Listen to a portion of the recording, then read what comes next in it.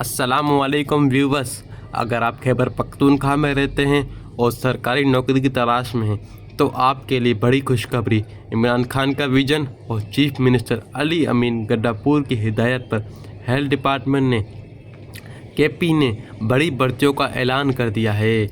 महकमा सेहत ने ईपीआई प्रोग्राम के तहत 880 से ज़्यादा नई वैक्सीनेटर की भर्तियों का ऐलान कर दिया है। इसका मकसद पोलियो समेत दीगर बीमारियों के खिलाफ वैक्सीनेशन निज़ाम को मजबूत बनाना है ताकि हर शहरी को उनकी दहलीज पर सेहत की सहूलियात मिल सकें।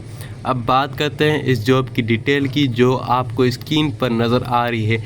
मंथली सैलरी वैक्सीनेटर की 40,000 रुपये मुकर्रर की गई है।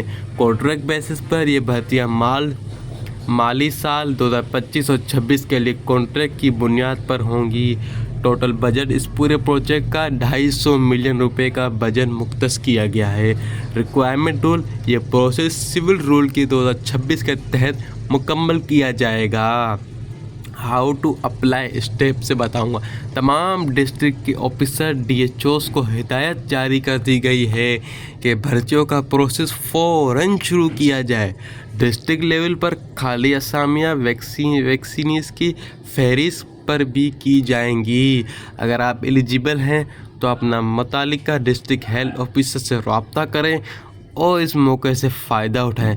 मज़ीद अपडेट के लिए हमारे चैनल को सब्सक्राइब करें, बेल आइकन को लाजमी दबाएं ताकि जैसे ही कोई इन्फॉर्मेटिव वीडियो नोटिफिकेशन आता है मैं फ़ौरन आपको आगाह करूं।